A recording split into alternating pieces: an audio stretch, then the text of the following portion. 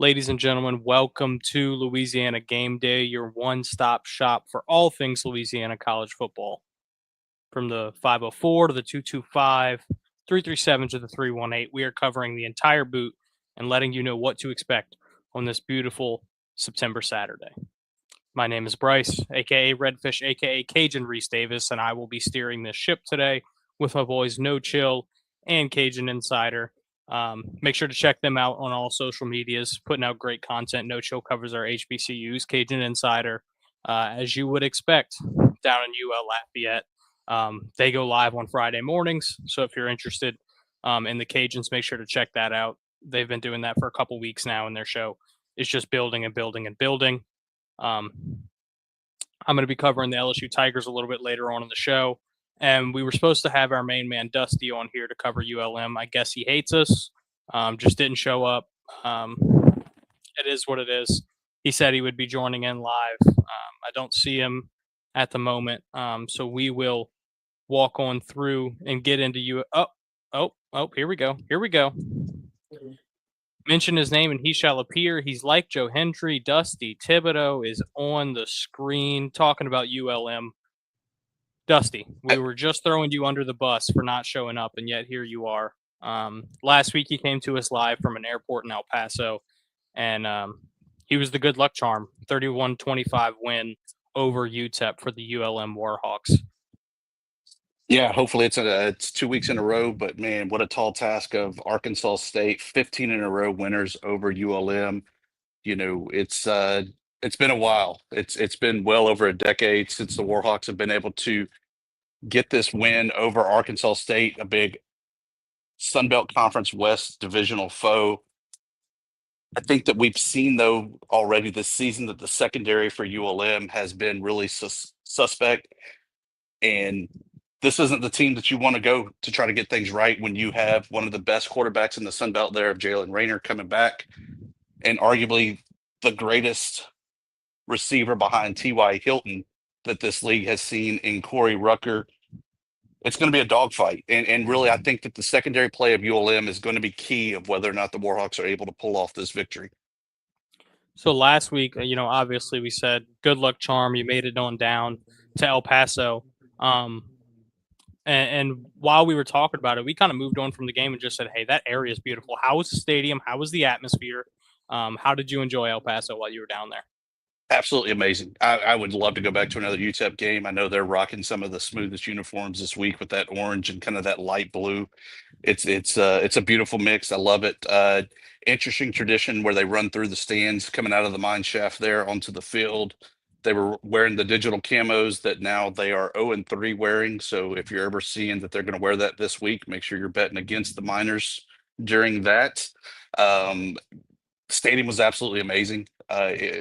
For shame that more people didn't support that program, though. The home side was fuller than you would expect and fuller than what you saw on TV. And as the sun went down, it kind of got a little cooler that they were able to fill in the visiting side, and the student section was nice and rowdy. So overall, love some UTEP. Would love to go check out the Miners once again. Yeah, good game. I mean, hey, listen, we were talking last week about how, it might be an uphill climb for the Warhawks to go in there and get a W, but they figured it out. They had a great game. Mick Reynolds again on the ground, doing well, 107 and a touchdown. I think it was the quarterback's best game of the season. You can correct me if I'm wrong on that. But I went back and I watched some clips. I looked at obviously stats don't tell everything. Box score is not what you see on the field, but from what I could tell, it looked like, it's a slow improvement. They're taking on an Arkansas State team, like you said, haven't won against them in a very, very, very long time. But it looks like this might be the most vulnerable Arkansas State has been in a while. 1-3 to start the year. They've played Iowa State and kept it close against them, kept it close against Kennesaw State last week. So it's kind of that bend. And are they going to break this week? Yeah, and the crazy stat and one of the big keys of the game for ULM on this is Arkansas State has been outscored something like 65-14 in the first quarter. So if the Warhawks can jump out to that early lead, Arkansas State just doesn't have the ability to come from behind. And we saw that last week when they played at Kennesaw State. They were down 21-0 early on in the game and just really had to play catch up the entire time against the Owls. If the Warhawks can have that fast start in the first quarter, I think that that'll be one of the key differences of this game and really set them apart. But as we saw last week, ULM jumped out to a quick 31-7 lead and then just kind of forgot how to move the ball and how to eat the clock down. There were a couple times, even late in the game, ULM was snapping the ball with 27 seconds left on a 40-second mishap of the clock where they reset the clock to 40 seconds and they snapped it with 27 seconds. So I think that clock management is going to be huge in this game. And like I said, that fast start for the Warhawks. Yeah, I mean, we can see you right now coming live from your phone. It looks like you're in a press box. Talk to us about where you're at right now. I am inside Malone Stadium for this inaugural Rice Bowl, the USA Rice Association jumping in apparently between the mileage between Monroe and Jonesboro produces the bulk of the USA rice. Thus, it has become the Rice Bowl. There's a great trophy in here. I was surprised that this area surpassed the Acadiana area of Louisiana. But yeah, this is the going forward known as the Rice Bowl. That's kind of sick, man. It's just a fun little thing to tie into our state. Obviously ULM's not a football program that's known, across the nation. So anytime us in the boot can relish in the fact that they're succeeding and they're getting some national attention, that's really, really cool for us. Yeah, without a doubt, and breaking out the new P40 uniforms, a great maroon helmet that they haven't had one in a while, with the Louisiana, the gold star on it, and Warhawks across it, and then a gray uniform. It's slick. I encourage everybody to tune in, check it out. 2:00 today on the ESPN Plus. Yep. Last question before we move on from the Warhawks. They're 1.5-point favorites. Are you scared of them being a favorite against a team who they haven't won against in 15 years? I back it up to I remember going through pre-marriage counseling when I was getting ready to get married, and the guy goes, "Are you scared?" I was like, "I don't know. Should I be?" Because I've never been married before. I don't know what to expect. I couldn't tell you last time the Warhawks were really favored in a game, so I don't know what to do. I don't know what to expect. We'll just hope that 1.5 is essentially a pick 'em. I think that's pretty fair because, as you pointed out, Arkansas State's down a little bit. Warhawks are trending up. Um, but yeah, I don't know what to expect as the favorite. In the words of Ricky Bobby, I don't know what to do with my hands. Your quotes and your science keep us alive every week, Dusty. We appreciate you. Sticking up in the north, we've got a team just about 45 minutes away from Monroe in Ruston. Grambling squeaks out a 31-28 win against East Texas A&M. No chill. Give us a breakdown on what we can expect from the Grambling Tigers. All right. Dusty had every right to be scared going into premarital counseling, and I think it's even scarier afterwards. But anyway, I'm getting married in 4 months. I really don't need this kind of talk. Oh no. I tell people all the time, 10 out of 10, don't recommend. You'll be great though. Don't worry. All right, got it. Perfect. No, but this week Grambling takes on Prairie View in the State Fair Classic, the 100th annual State Fair Classic. This game hasn't always been between Prairie View and Grambling, but the last, I think, decade or so or more, I think it's actually been like 30 years or so. I can't remember. I have to go back and look at the history. This game has been played between these two schools. Grambling has not done well in recent history. They started off go back to 2014. They won 4 in a row, and then they hadn't won in years. 2023, they got a big win, 35-20 in this game under Hugh Jackson. Gave a lot of Grambling fans hope, but it was fool's gold. Hugh Jackson later went on to be released that year. Last year, this game was phenomenal. 36-34 loss in 5 overtimes. I expect this game to be really competitive, really good. I am worried a little bit as a fan of the Grambling Tigers, just simply because Prairie View is coming off a massive win against Northwestern, and it's not massive because of the opponent, but it's massive in the fact that Prairie View pretty much dominated that game. Everything they wanted to do, they could do. They were able to run the ball. They were able to, throw it when they wanted to throw it, and it led to Prairie View coming into this game with very high confidence. That O-line looks almost impenetrable after last week. It's kind of scary for the rest of the SWAC, especially SWAC West, just simply because SWAC West is a little down this year. The teams are competitive, but nobody's really separated themselves as a true contender.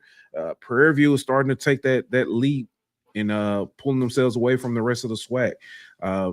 Gramblin's going to have to come into this game and fire off on all cylinders. They last week we said it was kind of a measuring stick game to kind of see where they were. We found out that they can win in a tough game. We saw that against Kentucky State, but that was a D2 opponent. Nothing against the guys from the SIAC in D2 football. That is one of the most competitive conferences there is in D2, just simply because it's a very strong squad. But you are Grambling, you are royalty in the SWAC. You should not be that close of a game. Last week, the game they had, it's you get the win, but it's still a little nerve-wracking being that close to a team where we honestly do not know how good the East Texas A&M has played SMU, Florida State, and Grambling. I don't know what to expect out of them. I don't know how to measure it. I just know Grambling played them tough, played it close, and this week is going to be tougher. Speaking of D2 opponents, Prairie View's head coach was coaching at Valdosta State last year, who was the runner-up in the D2 National Championship. So they come in again, a lot of pedigree or a lot of confidence. They've got a winning pedigree in the coach. It's going to be interesting to see how this one plays out. So last week, Grambling had kind of a balanced attack on offense. I think they had like 180 through the air, 150 on the ground. So they kind of made it work both ways. Limited, turnovers. They didn't have any turnovers in the game, and they limited their mistakes. Is that kind of what you're expecting today as well? Just trying to limit mistakes, limit the turnovers, stay balanced, and fight to the end? Yes, you're going to have to play clean football this week. Prairie View in the first game of the season took on Texas Southern. That game was a nail biter, went down to the end, and what kept that game close? Turnovers. Prairie View is going to capitalize. If you make a mistake, they might not necessarily score, but they're going to hold the ball and they're going to put you in a hole.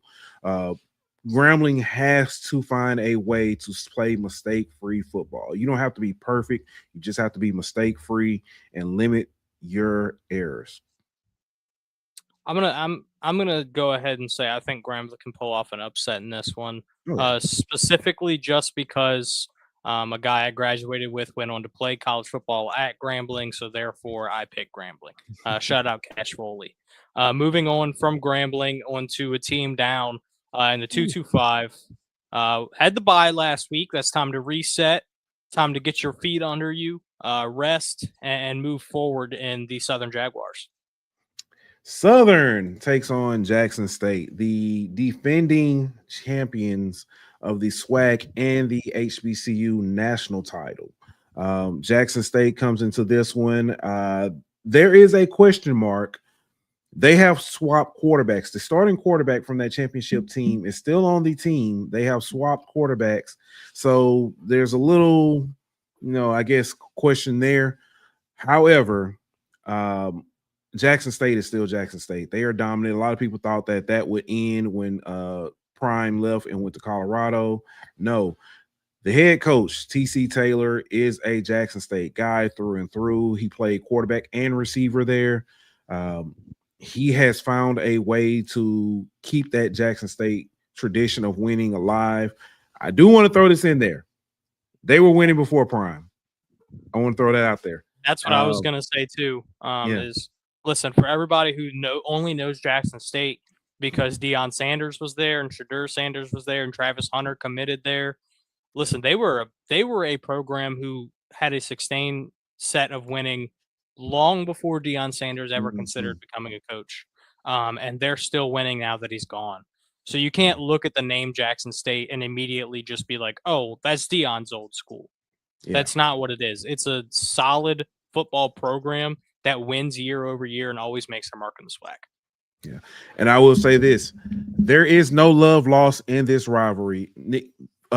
Famously nicknamed Boom Boss Classic because of the Jackson State being the Sonic Boom, the name of their band, and the Southern Jaguars being the Human Jukebox. The Boom Boss Classic is one that's battled out 365 days of the year. If you're on Twitter and you see them going back and forth, stay out of it. Just stay out of it. Enjoy the commentary. But this one is going to be really good. This game, despite the lopsidedness, has been very, very interesting. Jackson State and Southern have played in the last 4 years. I want to say 9 times because they've played not 9 times. I'm sorry. They've played, I think 8 times. They've played regular season and championship at least 3 times. So this might not be the last time we see this game played. However, that's 3 howevers. I would be very careful in taking this game, looking at paper and saying that this is going to be a Jackson State win. This game, like I said, has been very close. Jackson State has only allowed, I think, 117 yards per game to their opponents rushing. That's the strength of Southern, so that's going to be interesting to see. Jackson State is I think allowing 178 yards passing per game. So it's going to be strength on strength, weakness on weakness, in my opinion. Southern has a chance in this game, but like I said about Grambling, they're going to have to play mistake-free. Jackson State is not going to be a slouch. They are going to capitalize on any and every error. Coach Terrace Graves had the extra bye week. He has been pretty good coming off bye weeks, and I think they have all the momentum, or all the everything they need to kind of come into this game and play. Bulletin board material was spit out this week when a Jaguars player mentioned, "Hey, what do you think about Jackson State?" And he said, "I'm not impressed." That has not played out well in the past. Yeah, Can't have it, man. So they have to play. I mean, if they were coming into this game to play an A+ game, they're going to have to play A++ or something. I don't know what grade is. I've been out. Well, I'll leave that alone. I was going to say, make a joke about the education system. Leave it alone. Let's just say they're going to have to do really good. This shows an escape from the education system. Yeah. Listen, if you're watching this game and you're thinking you're getting a high flying passing battle that's going to be flipping the ball over the yard, you're in for a long day. Because these are 2 quarterbacks who have struggled. That's the only way to put it. I mean, Southern's quarterback McCoy. I mean, he's 50% completion percentage, barely 300 yards, touchdown to interception ratio is 1-to-1. And then, funnily enough, Morgan for Jackson State, he's their leading passer, and he hasn't thrown a touchdown. So he hadn't played in 2 games, if I'm not mistaken. I think he's been replaced. So yeah, I mean, it's not a quarterback battle. You're going to see some really physical defense, and you're going to see some running backs who are toting the rock really heavy. You know the irony of this: Jackson State this offseason in the transfer portal, I think of 3 schools in the SWAC, the leading wide receivers all transferred to Jackson State, which is very interesting. So they have weapons. They have not been able to do anything with it. So it's funny because we're talking about this Jackson State Southern matchup, and there's a lot of overlap with what we're going to see in LSU Ole Miss today. You're talking about weakness on weakness, strength on strength. You're talking about physicality, which we're obviously going to see in this game, and you're talking about having all these weapons who aren't getting used properly, and that's something we're going to see out of LSU. Of course, we're not going into the Tigers yet. We're going to save that for the end. But I know No Chill's got to get out of here in a few minutes because he is a dedicated father to his son's Little League football program. So what we're going to do before we get into UL Lafayette and moving on to LSU. We're going to do our road dog segment, which, every week we pick a team that is on the road, national college football. We're not just talking about Louisiana here. A team that is on the road who is a betting underdog. The spread is in their favor. So, last week, listen, I picked Tulane last week. I got no words for that. I wish Patty was here so he could, give us the breakdown.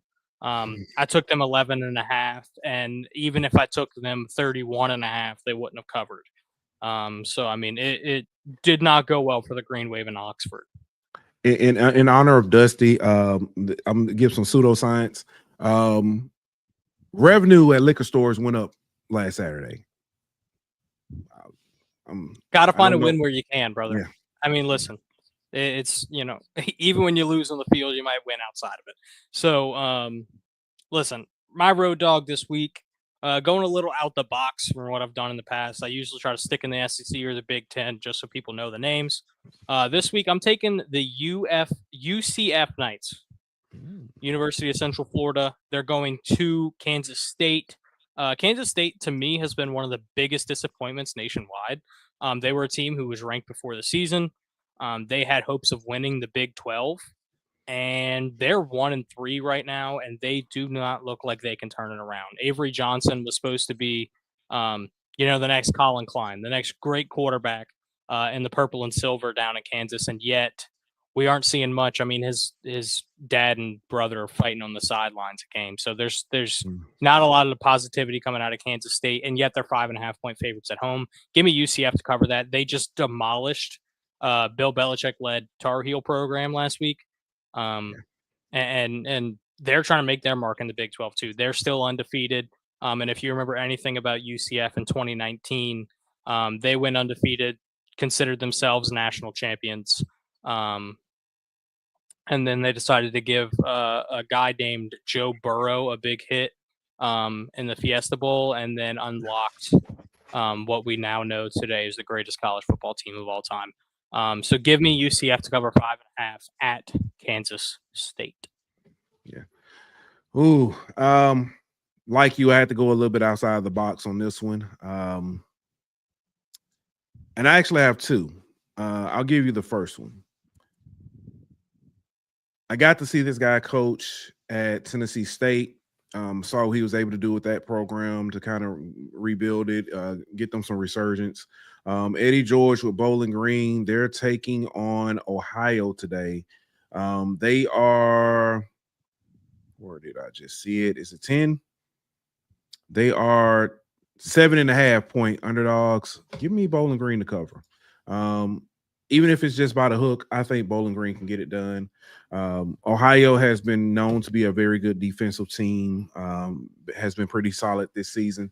I like what Eddie George is able to do and what he's trying to build, and I think they kind of get things pulled together. I don't think they necessarily win, but I think they can keep it close.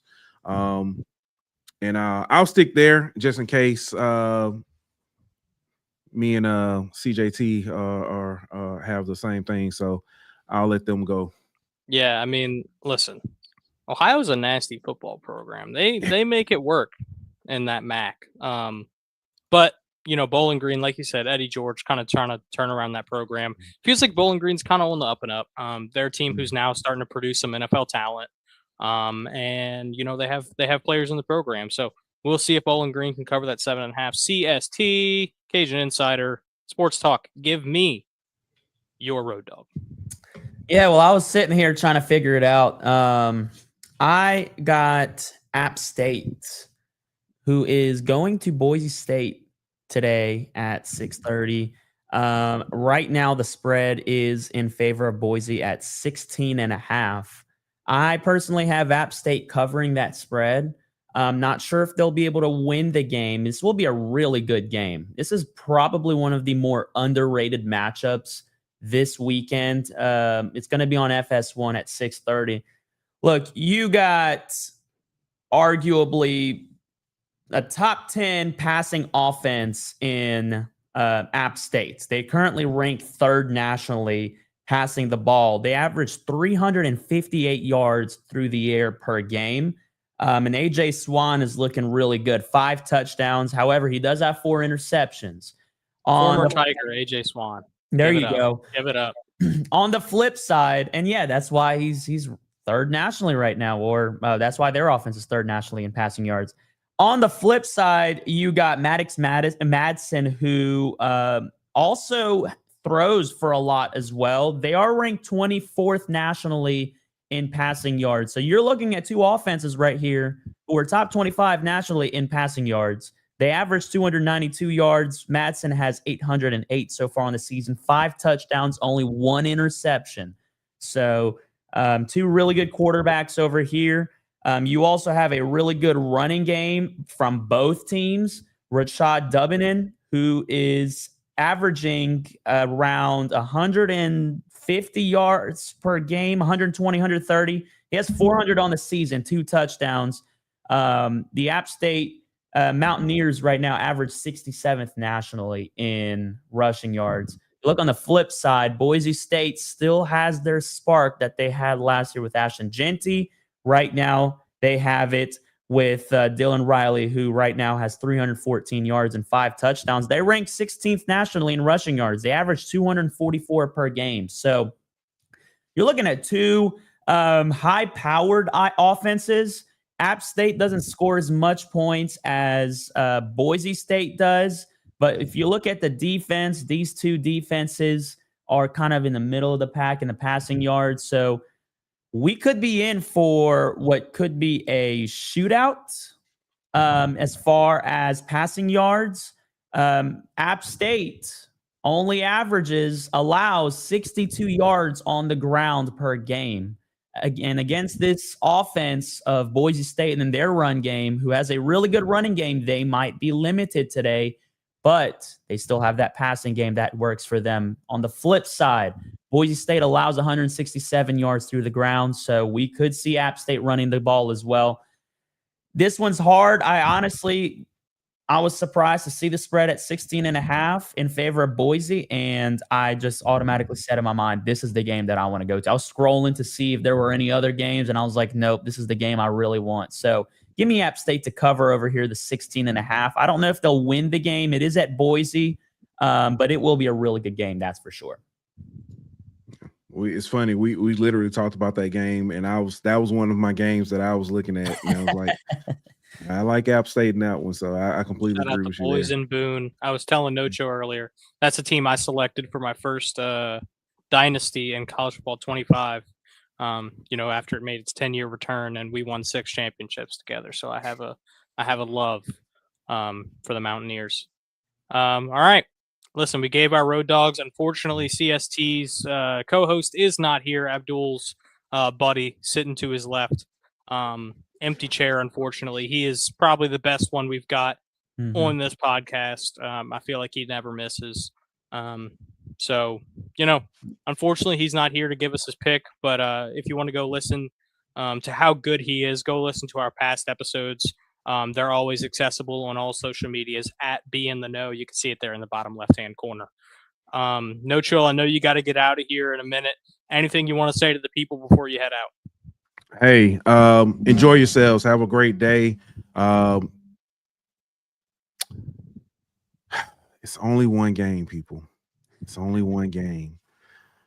But Ole Miss is going down. I hate them. There we go. Go to hell, Ole Miss. There we go. What a way to walk off for him. Okay, so obviously, road dogs. We've done our HBCUs. We've done ULM. I'm going to throw it out there before we move on. La Tech, also 3.5-point favorites today. Bet on the Texters. They are playing really well, playing really, really good football this season. The Bulldogs are. So pay attention to La Tech. Heartbreaker last week up in Michigan for the Cajuns. 34-31, heartbreaking loss. Very close game. They tied it up with 1:20 left. And the defense just couldn't make that final stop. Break down what we saw last week when the Cajuns went up to face the Eagles. Yeah, well, first of all, offensively, we saw an improvement in the passing game. Daniel Beal, he aired it out for 222 yards, passing 20 for 33. He did not have a touchdown, unfortunately, and he did throw 2 interceptions. So, you look at this and you're like, well, I will say, first off, the fact that we're saying there's an improvement in the pass game and he had no touchdowns, 2 picks, and barely threw for 200 yards, sad days for the Cajuns. However, you got to take it where you can get it. Correct. 100%. Yeah. And I mean, they did this, and what really shows out was, we were going up against a below average pass defense. Eastern Michigan, they were 0-3 prior to this game. They were allowing 235 yards per game. So coming into this game, we knew that this was going to be Daniel Beal's chance to prove himself, as a redshirt freshman, to go out there, kind of, air it out and get some yards. Because prior to this game, this Cajuns offense was averaging less than 100 yards through the air. I mean, it was bad. So much better improvement. But, you're going up against an Eastern Michigan team that's allowed 6 touchdowns and only had 0 interceptions prior to this game. Well, Beal couldn't throw a single touchdown, and he threw 2 interceptions. So that's the trade-off over there. But there was improvement, and that's what we're, of course, happy to hear. The running game was great. We ran the ball 32 times, 214 yards, 3 touchdowns. It could have been better because, we were also going up against an EMU defense who was ranked dead last, averaging 292 yards per game on the ground. So, as on top of that, EMU was allowing 11 touchdowns on the ground, allowed 11 touchdowns prior to this game. Zylan Perry had 15 carries for 110 yards, 2 touchdowns. Bill Davis had 11 carries, 78 yards, and the touchdown. So they were averaging just over 7 yards a carry. What needs to not get lost in this is that you have 2 NFL prospects in the backfield. Right. I mean, you're saying, obviously the running game didn't do as much as you thought it would with, going against the last ranked run defense. But I mean, still, when you're having 2 guys who are scoring touchdowns every single week, averaging over 7 yards a carry, and have been doing this for multiple seasons, those are 2 really special backs who I believe will both make NFL rosters next year. 100%. Yeah. And it's always great when you see, smaller schools have standout players like this. Like last year we had Ashton Genty at Boise State. Look where he's at right now. Top 10 draft pick, playing and playing a really big role. I believe he is the starter right now at in Las Vegas, I believe. Yeah, so, absolutely. He hasn't been, as great as everybody expected him to be, being the, a top 6 pick in the NFL draft. But that's kind of tough when you have an offensive line who's not being as effective as you want them to be. And you're a rookie who's, trying to get your feet underneath you. But I think what we saw out of him at Boise State, I mean, he finished second in the Heisman, and in my opinion, should have won it because snaps aren't stats. But, I think he'll be just fine. So it's awesome when you see these G5 schools produce really high-level football players. Right, yeah. As far as Shelton Sampson, he finally had a good game. He caught 3 passes out of the 5 that was targeted to him. I know one of those incompletions were overthrown, so it really wasn't his fault. He had 87 yards on those 3 catches. You also had Robert Williams, who was pretty much the Cajuns' go-to wide receiver, and we'll talk about him in just a second. He had 7 receptions for 71 yards, and those were your 2 leading receivers right there. The problem is those 2 receivers right now are out. They are injured, and we're going to talk about this injury list that pretty much took almost half of my sheet over here. Both of your leading receivers right now are injured and are not going to be playing tonight against Marshall. And, Shelton Sampson's going to be out for a few weeks. We found out after the game that he was playing with a torn ligament in his finger, and he had aggravated some sort of hamstring issue that he suffered during that game last week at Eastern Michigan. So we're not going to be seeing him for about a month at the very least.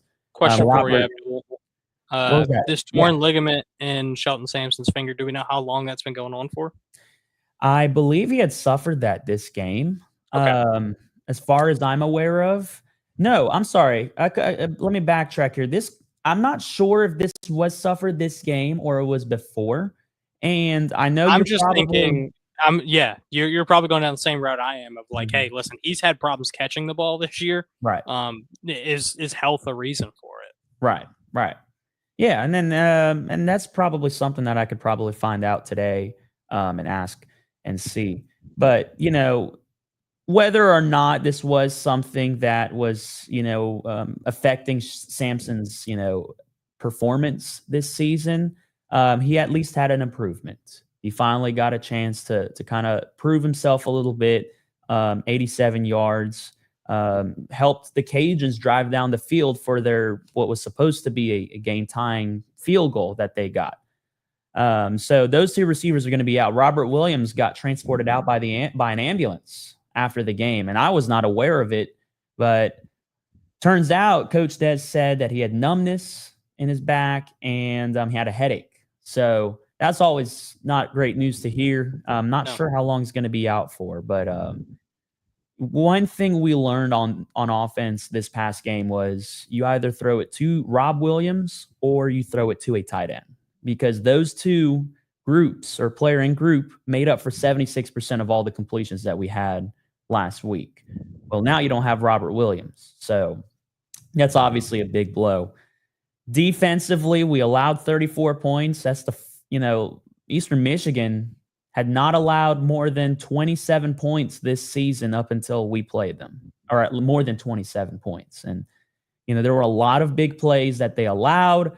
We only had one sack. Defense was struggling with tackling, wrapping up a lot of second chance plays by EMU. So we gave up 410 yards. It was more than the average that EMU, has. They average about 388 on offense. So 226 through the air that they had, 183 on the ground.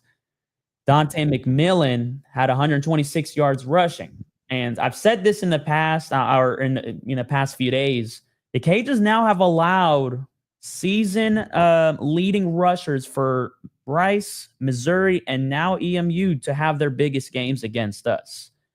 Quentin Jackson for Rice had his biggest game against us. Ahmad Hardy had his biggest game against us. He had 250 yards. Now Dante McMillan had his big game against us. So, and I'll talk about the defense in a second, but it seems like we're struggling through the running game. But there is a caveat to that, and I'll talk about that in just a second. I thought the defense did a really good job containing Terry Lockett, the leading wide receiver for EMU. He's the go-to target. He did not end up with many catches or many yards, so we had him on locks pretty much the entire game, and that was a really good positive. We also had a pick six by Cortland Flowers, a good friend of mine. So that's that.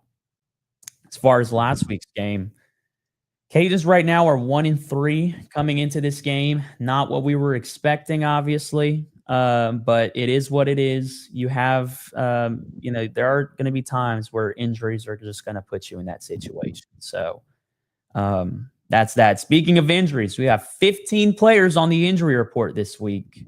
11 of those players are out today. That is almost 15% of your roster. 11 players are out today.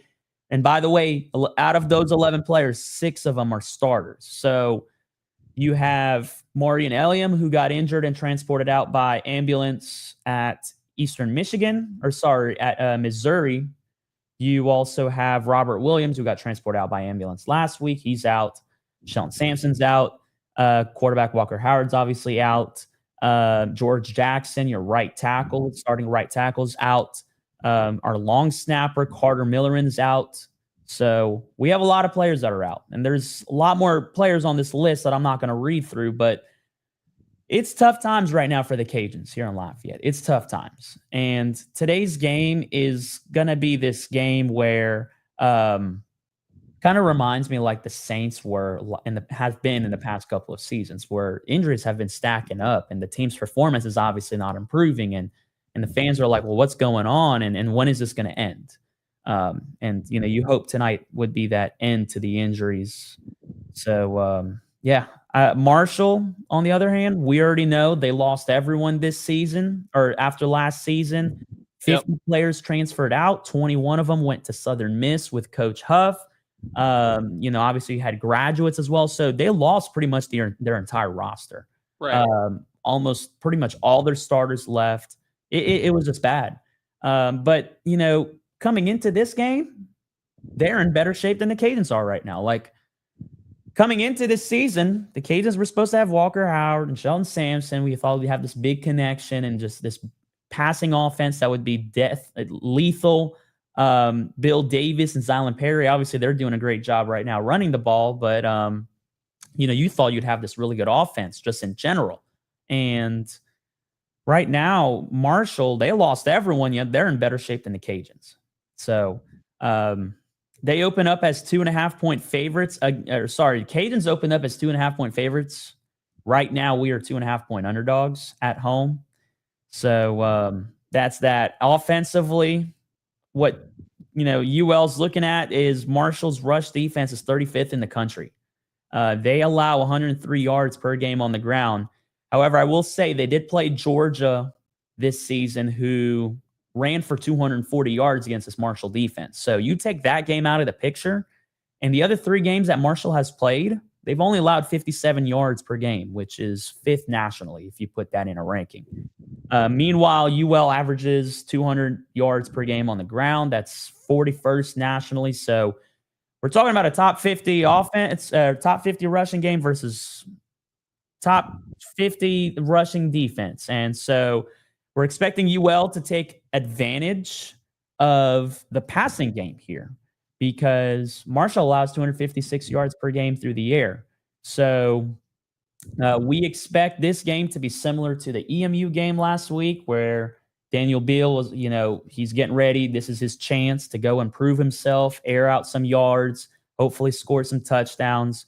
This is another one of those games, and Marshall's defense allows more yards through the air than EMU did. So hopefully this is a wake-up call, and hopefully that Daniel Beal can hopefully do something tonight. Problem is you're down 2 starting receivers, so that's, of course, a dent. Marshall does average an interception per game, though, so that's something to watch for. Daniel Beal has thrown an interception in each one of his games so far. Defensively, what the Cajuns are going to be looking at, you're looking at a Marshall offense who has struggled, but they are improving. They're averaging 327 yards per game. UL averages a little less at 303.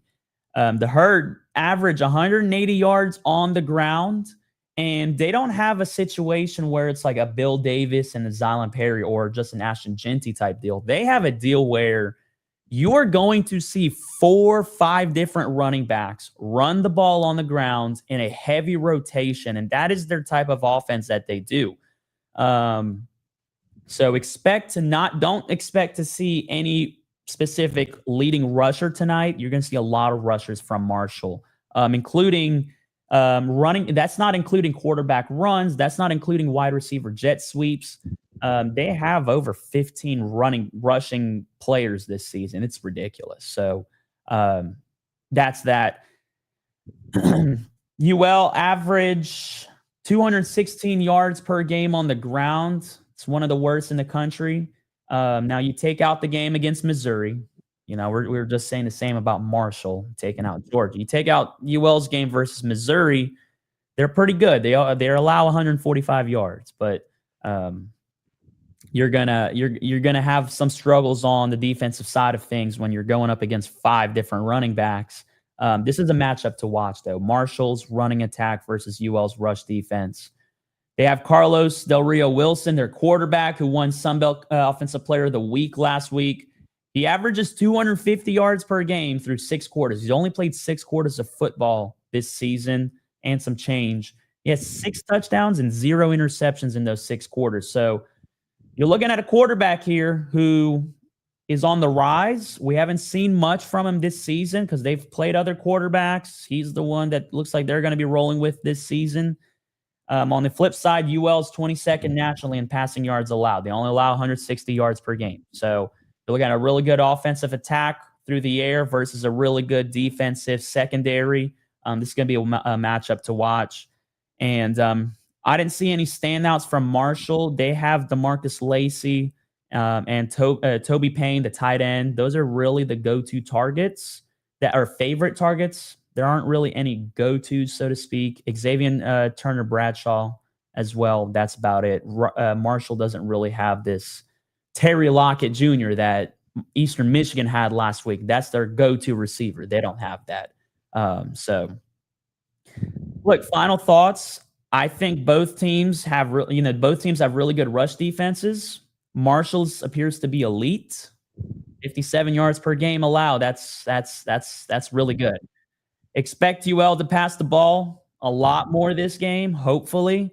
The only drawback is, of course, you're down to wide receivers. They're going to rely on the run game, not so much. You're playing against, of course, a really good Marshall run defense. So it's going to be very tough to see how Bill Davis and Zylan Perry run against this defense. Where our strength is the run, it's probably not going to be the case today. And so I think Daniel Beal will have a lot on his hands today. Wide receivers are going to need to step up. It's going to be a really tough showing for this Cajuns offense. Marshall does have a balanced offense, but they will plan on running the ball against us. It's interesting to see how UL's defensive front plays against Marshall's running backs. And like I said before, you got a top 50 passing quarterback versus top 25 passing defense. Will Marshall's quarterback outplay UL's strong secondary? That's something to watch for. Last week, we really struggled in wrapping up and tackling. So if they can do that today, they'll be in good position. Matchups to watch, UL's pass. Will it finally be crisp? And, of course, Marshall's run. Is UL's rushing defense really legit? Marshall, in my opinion, for my prediction, will win this game 24-20. I do think it'll be a low-scoring game. Unfortunately, it's not going to be much action. A lot of action in between the red zones. I don't know what the red zones are going to look like today, but UL's just banged up on the offensive side. Passing game has been inconsistent and bleak. Run game is going to be tough to establish. It's just hard to expect UL to score more than 3 or 4 times this season or this game. And both defenses have really good strength. So expect a low-scoring game. Marshall, like we just said, is in a better situation coming into this game. And so I would get Marshall to win this game 24-20. And I would also take the under at 48.5. I think both of those are pretty solid bets. Like you said, strength. I mean, it sounds like the theme of the week is strength on strength, weakness on weakness. Yes. Obviously, Daniel Beal's not the greatest quarterback on earth. Marshall doesn't have the greatest pass defense, but both teams have a rushing attack and both teams have rushing defense. So, it should be a fun matchup for you, though, because you're going to be in the stadium. So thanks to, like I said earlier, the live show that you do on Fridays, Cajuns Insider, you've been able to be afforded the opportunity to go in as a media personnel and in the press box. So I'm sure you're very much looking forward to that. So if you guys want to, keep up with boots on the ground during the game and get a real live reaction after the game, make sure to follow Cajun Sports Talk on X. Great follow, not only on game days, but every day throughout the week. Not going to go too far into Tulane. Obviously, big loss there, 45-10. I'm not the Tulane guy, but from what I could tell, it was not fun to be a Green Wave fan. Retzlaff got humbled. He had been on fire, and he finally lost it. Defense couldn't get a stop. Trinidad Chambliss looked like prime John Elway. So it was a tough time to be a Green Wave fan last week. But the good thing is you have your boys an hour up the road in Baton Rouge who are willing to fight for you and take it back to the Rebels. So obviously our last game of the week, last team we're going to highlight here is the LSU Tigers. Last week they got back on track. They did what they had to do. And they dominated Southeastern. You were in the stadium for that, right? Me? No, I was not there last week. That was 2 weeks ago. I was there for that Florida game, yes. Yep, that's what it was. But yeah, I mean, they did what they had to do. They won the game. Nussmeier looked like he was getting back happy and healthy. We got to see Michael Van Buren, who, man, if you're telling me that's who I get to watch next year, I'm excited. He looked really electric. He looked like he had a very good grasp of the offense. Now, I get it. We had our twos playing against Southeastern's twos, and, there was probably only 20,000 people left in the stadium by the time MVB even saw the field. So you got to take everything with a grain of salt. But I think what we saw was a lot of positives coming out of that Southeastern game. But yeah, I mean today it's Ole Miss taking on 2 Louisiana teams back to back. Number 4 team in the country is LSU at the moment. Like I said last week, whether we deserve to be ranked that high or not is not really up to me. I think the AP poll is the biggest catastrophe of college football today. But we're number 4 according to them, and we're going into Oxford with an Ole Miss team that is ranked number 13. Listen, we saw what Ole Miss did last week. We know what they're capable of. And not only that, but they're not with the quarterback that they were expected to be. Trinidad Chambliss, Ferris State transfer. He's played a lot of ball, and he's come in and he's played really, really well for the Rebels the past few weeks. So LSU has got to be ready for that. Injuries are going to be something we see a lot of today. Like you talked about with the Cajuns, LSU's feeling it too. Gabe Relaford, who was our starting end, he is out for the season with a torn rotator cuff. So we're going to have to lean on Patrick Payton, the transfer out of Florida State. He was a big get in the portal. He's been pretty good this year, but now he's going to really have to shine now that he is the number 1 guy at that spot. Caden Durham is leaning towards not playing today. He's a really good back, smaller back who has the speed and can run both inside and outside of the tackles. Really good receiver out of the backfield too. But he's, he got banged up, and it's looking like he probably won't be able to take the field today. So to me, that's telling me Harlan Berry has to step up. Show why you were the number 1 running back commit of the 2025 class, or the 2024 class, whichever one it is. It's hard to keep up. But no, Harlan Berry, right here, Louisiana Cat, right out of St. Martin's Episcopal, and we're hoping that he can really show himself to prove why he deserves to be the starting running back for the LSU Tigers. I mean, listen, you've got to key in on some specific things today if you're LSU. Number 1, you got to prove that you're the best defense in the country. You're the only team who has not allowed more than 10 points at any point this season. Now, of course, you haven't played great competition. Listen, you've played Clemson, who is in an absolute dumpster fire right now. They're 1-3. You have played a Florida team who is not what they were supposed to be. DJ Lagway is not the quarterback we thought he was. They scored 10 against us. Southeastern last week, we took our foot off the gas pedal. They scored 10 against us last week. I mean, listen, we are not playing high-profile matchups until today. So now's the time to prove it. You can only do so much against these squads who aren't as good, and now you're taking on a team who's shown they can dominate, even opponents or opponents who are just slightly below them. So today is the key is hey, do you have the best defense in the country like you've shown?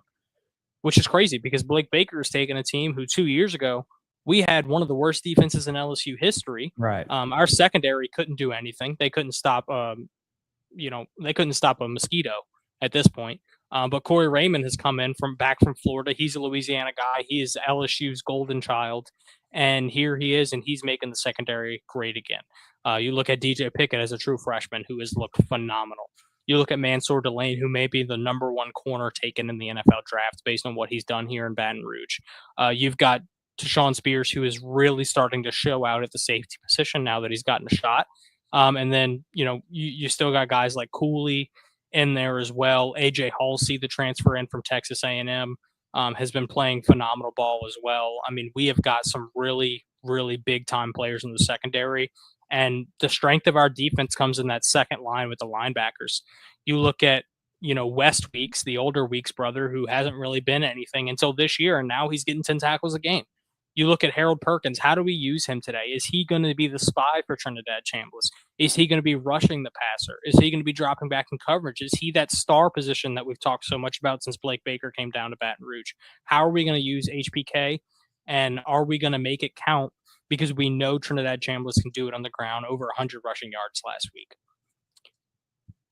Biggest question coming into today is Whit Weeks willing to beat his father-in-law in football? I mean, listen, it came out earlier this week that Landry Kiffin and Whit Weeks are officially a couple. They're putting out TikToks and social media posts together. Real interesting timing for that. I feel like that was a little bit of a a scheme by the Kiffin family. Right. So, I mean, we're going to have to see how that plays out. I feel like Lane definitely knew that before it came out, and he's been using this as bulletin board material in his own home, and now he can put it in front of his team and say, hey, listen, all you guys probably want to date my daughter. Now she's dating somebody for the purple and gold, so y'all need to figure it out. Right. But no, I mean, listen, Whit Weeks he is all ball. I know he's dating Landry Kiffin, but he is all ball. That guy loves football. If you watch Any Given Saturday, the Netflix documentary about the SEC, and watch his clips, I mean, that guy just loves to strap on the helmet, strap on the shoulder pads, and hit the gridiron. So I'm really excited about what our linebackers can do, and can our transfers really show out today on the defensive line. Like I was talking about with Patrick Payton, we've got Jack Pyburn coming in from Florida. He was another big get for us. So we have got to make sure not only our homegrown talents like Guillory, make it count, and guys like McKinley, but we've also got to focus on those edge positions with Pyburn and Payton and make sure they can come in for their first year in Baton Rouge and get to Trinidad Chambliss, make them uncomfortable. My second key to the game, LSU needs to get the ground game going. Like I talked about with Caden Durham being out, Harlem Berry's got to step on up. This is a weakness on weakness matchup, like we talked about earlier. With Southern, we talked about just now. With Marshall and ULL, I mean, this is really important for LSU because Ole Miss is the worst running defense in the SEC. They're allowing over 190 rushing yards per game, whereas LSU is the worst running offense in the SEC. Where it feels like we can't get anything going even against bad teams. If you take out, the big runs for us against Clemson, we did nothing. If you take out the big run against Florida, we did nothing on the ground. So you have got to figure out how to be efficient on the ground, even if you're not breaking off 45, 50-yard runs. How can you get 5 to 6 yards every carry? And that's what LSU needs to do today. Don't put us in positions where we're 2nd and 9 every drive, where we're not getting into 3rd and 7 because we ran straight 2 yards every time. I mean, this has got to be a game where we make our mark with the ball in our hands running the football. Don't make Kneaux win the game. Jawan Johnson last week, I think, was a revelation for us. He looked phenomenal. Again, I know we're playing Southeastern, but he looked great with the ball in his hands on the ground. So are we going to make a former Lafayette quarterback, shout out to your boys down in the 337, Jawan Johnson set, high school records as a quarterback. And now, he's played quarterback, he's played corner, he's played receiver, and now he's kind of found his way in the running back room at LSU. Can he make it work on the ground? That is the biggest key to me today is can LSU get something going on the ground? I think personally, if we can walk out with 150 or more yards rushing, we have a really good shot at being number 1 on the scoreboard after this game. And then we got to get out hot too. I mean, we can't afford to start slow. I know, we overcame a deficit against Clemson, but again, they're not very good. I don't think this LSU team is built to win from behind. I do not think we're built like the 2019 LSU team who can go down by 14 points at any moment, snap like that, and now you're up by 20. That is not how this LSU team is. This team is all about physicality and defense, and Kneaux just making smart plays. But I think they've got to do what they did last week against Southeastern and let Kneaux pass the ball. If he comes out of this day with a pick or two, it depends on what he did as far as touchdowns and passing yards go. Because he can throw 2 picks, but he also can throw for 450 and 4 touchdowns. So we have got to find that balance of can we get our run game going, and does Kneaux have to put the entire team on his back? If he has to put the team on his back, especially with a hurt torso, I don't know if he comes out of today with a W. I'm not going to pick it right now because it's on our road to the playoff segment. But yeah, this is going to be an absolute barn burner. It's going to be a dogfight, and I think it's one of those games that comes down to the last possession. I'm going to save it for the very end because it's our team. We're going to go ahead and get into our road to the playoff segment where we pick 5 games every week who have major playoff implications nationwide. First game, we're going to go to a team who 2 weeks ago we thought was charging for the Big Ten championship. And then Indiana beat the absolute snot out of them in Illinois. They're at home, still the number 23 team. And the USC Trojans are coming to town who are looking to finally get some fire under them since the days of Caleb Williams. 6.5-point favorite, USC going into Illinois. Brett Bielema's team is the home underdog, and I think USC is very good this year. I think they finally figured out how to play balanced football. They're not leaning on the quarterback to make every single throw. They're not leaning on the quarterback to win every single down. And I think that's really important in college football is your quarterback cannot win every down. And USC has figured out a way to start winning now that they're in the Big Ten. Give me USC to cover and win the game outright. Yeah, I gotta agree with you on here. Look, USC right now, their offense is on fire. They're averaging 53 points per game. Got a really good quarterback. They got a really good leading running back in Wayman Jordan. So I honestly, looking at the 6.5, I think that is just way too small of a spread for USC. I mean, if it was, in favor of them by 20, I wouldn't have been shocked. So definitely give me USC here to win this game. I don't think Illinois' offense is anywhere near where USC's is. Sticking in the Big Ten, the number one team in the country is traveling up to Seattle. You've got the Huskies versus the Buckeyes. Ohio State going into Washington. 8.5-point game. I think this one has all the capabilities to be a really close game. Ohio State hasn't played much competition outside of that week 1 game against Texas, who Texas isn't who we thought they would be anyway. They've got a great defense, but Julian Sayin has been playing well for Ohio State. Their defense has been flying around and making plays, but I think Washington is a really good football team. Their quarterback is phenomenal. If you haven't paid attention to Washington, I think his name is Damon Williams, if I'm getting that correct. Mm-hmm. He is throwing 75% completion percentage, 6 touchdowns, no picks. He is efficient, and he is a great ball player. Kalen DeBoer left and went to Alabama, but Washington's still fighting and playing very, very good football. I think Washington covers the 8.5 line that I got on ESPN. I think Ohio State still wins the game, but I think it's going to be a lot closer than people think. Yeah, I'm with you on that. I was going to say the same. I think Washington will cover. Look, I think in my opinion, this is going to be a game where it's going to be a really big passing game for Ohio State and a really big running game for Washington. They got a really good running back in Jonah Coleman, I believe that's his name. Mm-hmm. And he's a really good running back. Thing is, you got a Washington defense that's only allowing 63 yards per game.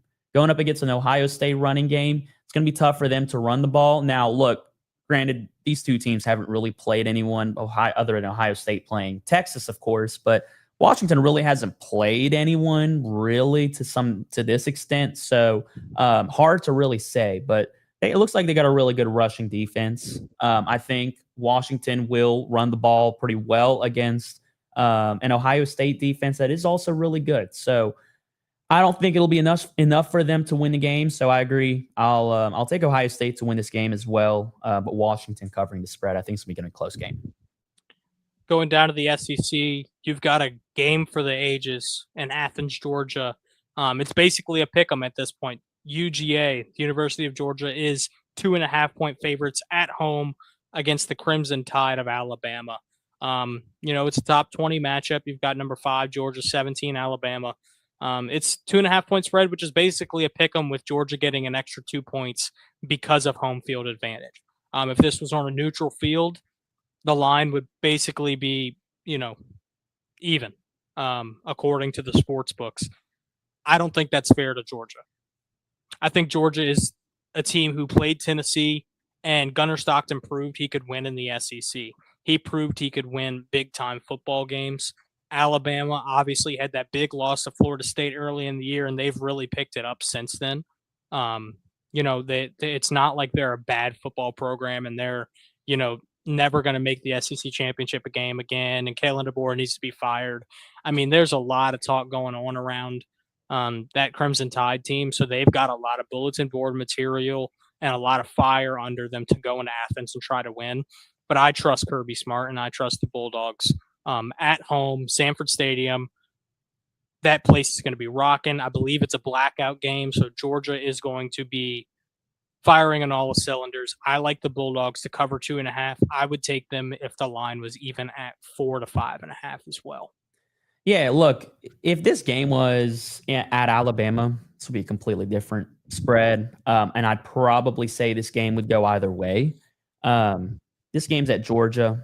They're, I mean, one of the best teams in the country. They've played competition this season. And I mean, Alabama has, of course, but Georgia versus Tennessee, that was one of those really awesome. That was a games classic there. matchup. That was a phenomenal game. Doesn't And get any better Tua than came that. out on top. I mean, that matters. Right. Doesn't get any better than that. Not at all. So yeah, give me Georgia to win this game and covering the spread over here. I think it'll be a really good game. Probably not as high scoring as Tennessee, Georgia. I think this will be a really good game on ABC tonight. Give me Georgia. I think the most important game for playoffs this weekend is number 6 Oregon going into Happy Valley, number 3 Penn State. It's a whiteout game in Penn State, which is the most fabled game of all games in college football. Obviously, if it wasn't for LSU playing Ole Miss, this would be the last game we talk about because it is the most important game when it comes to playoff implications for this year. It's 2 undefeated teams in the Big Ten. You've got obviously Penn State, Oregon, Ohio State, Michigan has made their mark again this year. USC, who we were talking about earlier, is a really good team. Indiana blew out Illinois just a couple weeks ago. So, I mean, there is a lot of really good teams in the Big Ten, and this matchup is going to matter. Man, it's tough to pick a winner for me here. I think this is another situation like UGA and Bama where the home team would get the favor of the spread. Depending on whoever's home, they get the favor. If it's a neutral site, it's one of those pick'em games where it's a half or a 1.5 favorite. To me, the difference is Penn State's running game. Nick Singleton to me is the best running back in the country, and that's including guys like Jeremiah Love and Ahmad Hardy. But Nick Singleton's a phenomenal player. His name's escaping me at this moment, but their backup running back also a great player. I think it's similar to LSU in the sense of you can't have your quarterback win the game for you if you're Penn State and Drew Aller, because Drew Aller has shown some weakness this year after being a Heisman favorite in the offseason and a potential number 1 overall pick in the NFL draft. I think if it comes to the passing game and it becomes a shootout, Oregon wins the matchup. Not only covers, but wins the matchup, but I don't think it'll come to that. I think Penn State's defense is playing absolutely great. I think they can ground and pound, run for 200 yards on a weak Oregon run defense. And Penn State not only covers not only wins the game outright, but covers the 3.5. Give me Oregon to win this game. And I'll tell you why. You got 2 really good passing defenses over here. I mean, top 10 between Oregon and Penn State. And so, I think this is probably going to be a more lower scoring game. I think there will be a lot of running rather than passing. I really like, and look, don't get me wrong. I love their quarterback and Dante Moore, but as far as their running game, they look really good right now. They're averaging 255 yards per game on the ground. Now it's one of those situations again where if this was completely flipped and this was at Oregon or on a neutral site, if this was at Oregon, I'd definitely go Oregon here. No question. Yeah, if this was on too. a neutral site, if this was on a neutral site, I'd probably also lean Oregon. And look, it's a whiteout game. It's going to be tough. I have nothing against Penn State. I love Penn State. I just don't know if their offense, other than the passing game, like I said, these are 2 top 10 passing defenses right here. I don't know. Their running game isn't as strong as their passing game, in my opinion. And so I do think that Oregon will take this win and probably win by at least 7 to 10 points. I wouldn't be shocked if Oregon won the game. I really like Oregon this year. I think Oregon's a phenomenal team. I think Dan Lanning might be my favorite coach in the country. I think he's phenomenal at what he does. I think Dante Moore is a guy who needs to be getting more Heisman talk. If you put Oregon up against almost any other team in the country, I would take Oregon in that matchup. Unfortunately, I think the matchup just works for Penn State in this whiteout game. And obviously, we talked about it last game we're going to pick here. Number 4, LSU, the boys from Baton Rouge, the Bayou Bengals going into Oxford, Mississippi, 5 hours north on I-55, going to Ole Miss. Ole Miss is 2.5-point favorites at home. They're the number 13 team in the country, and they are the favorite over number 4. Like I said, I talked about the keys to victory. I talked about what we can expect from this LSU and Ole Miss game. I talked about what we've seen from LSU, what we've seen from Ole Miss. But it's time to crack down onto what I really think is going to happen at 2:30 on ABC. And I think what we're going to see is the number 4 team in the country, the purple and gold LSU Tigers, go into Ole Miss and have a scrappy game. It's going to be physical. I don't think this is one of those games where either team wins by more than a touchdown. You think about a game a few years ago when it was 55-49. That's not one of these games. This is not a high-flying matchup that the offenses are going to score every single drive. I think it matters what you do when the ball is in your hands and how many times can you actually put points on the board. If I wasn't an LSU fan, I'd pick Ole Miss here because of what Trinidad Chambliss has done. And their quarterback, to me, has proven he can put the ball in the end zone more than our quarterback. However, I am an LSU fan, and I am biased, and I'm going to take my Bayou Bengals to go into Oxford, Mississippi. I think the defense is too darn good, and Ole Miss has not faced a challenge like a Blake Baker defense this year. And I think we finally humble them. Weeks beats his father-in-law and gets a 1-0 in Landry Kiffin's book. And the Tigers walk out of Oxford still undefeated with a final score of 27-24 LSU. I love that. Unfortunately, I'm not an LSU fan, but and I'm going to take all bias out of this. You got two really good teams over here. I really like what I've seen from Trinidad Chambliss so far. I mean, it is awesome. And, we didn't know who was going to start last week at Tulane, and he played and looked really good. You also got a really good running back in Kawan Lacey for Ole Miss. Look, LSU's defense is really good. And we say they're really good because they've only allowed what, 37 points this season? I mean, they're allowing they're not allowing more than 10 points in a game. They haven't done it yet. But I think it really comes down to who they have played. You look at Clemson, who turned out to not really be as good as we were expecting them to. They also played Florida, who their quarterback was throwing duds. And I mean, he just looked really bad from the start. LSU was all over him in that game. And other than that, what they have played? Louisiana Tech and Southeastern Louisiana. Those are two, lower level schools. We really haven't seen LSU's defense play up against a really good offense. And tonight will be a matchup to watch for at 2:30, a matchup to watch for the ages in my opinion. I won't think this will be a high-scoring game by any means. I still think LSU's defense is really good. I just personally think that if Chambliss today, I keep saying tonight, but today, if he can pass this ball the way he has these past couple of games that he's played, and he can do it accurately with mistake-free football, I don't see a reason why Ole Miss loses this game. Now, like I said, it'll come down to how well Chambliss will play against this LSU defense, because we know this LSU defense is really good. And as well as this running game that Ole Miss has. Unfortunately, LSU doesn't have Caden Durham in this game to run the ball really well. And of course, their running game hasn't been that much, this good so far this season. What do we have over here? 2.5 in favor of Ole Miss? Yep, 2.5 in favor of Ole Miss. This one's a tough one. That's what at this point, you can't pick a spread at 2.5. Right. No, it's I'm trying to pick to be right tonight. And removing all bias. If obviously if I was biased, I'd go Ole Miss.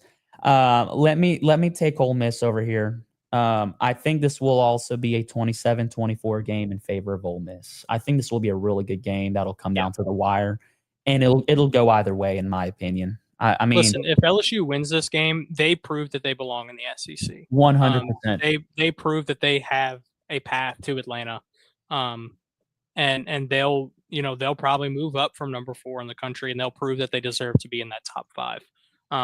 So we're watching that Georgia-Alabama matchup closely. If Georgia wins that game, that all but takes Alabama, to the brink of disaster. If LSU can beat Ole Miss, that gives us a leg up on the competition. But you can't look past this matchup and start thinking about that. You got to win what's in front of you now. Right. And I think LSU has an absolute 1-0 mindset every week. And they're ready for this game tonight. I think the boys are going to play on fire. I think Kneaux is going to cook. I think the defense is going to play phenomenal football. And we're going to show Ole Miss what we're really about. I think the Tigers pull out the W. Obviously, you go with Ole Miss. Wouldn't be surprised if the Tigers lose, but no way I'm picking them to lose in this matchup. I love. Yeah, no, I mean, I just wanted to kind of be on the opposite side of your end because I just, one of us has to win. One of us. Somebody's got to be right. So we might as well pick Right. different. I like it. Listen, if you enjoy this content, we thank you for watching. We do this every Saturday morning at Louisiana Gameday, where we cover all of the Louisiana teams here in college football. It was a light crew today. We only had 2 on, but if you want to go back last week and watch a game, I think we had like 5 or 6 of us on here talking about college football, which is a great time. And we'll be back with you next week as well. You can follow us on all social medias at Be in the Know. You see it down there in the bottom left-hand corner. Check out theknow.com if you want to read some articles, listen to some podcasts, and find out who we are and what we do. Make sure to follow Cajun Sports Talk at Cajun Sports Talk on X. You can follow me as well at The Real B. Duhon. We thank you for watching so very much, and we will see you next time. Y'all have a good one.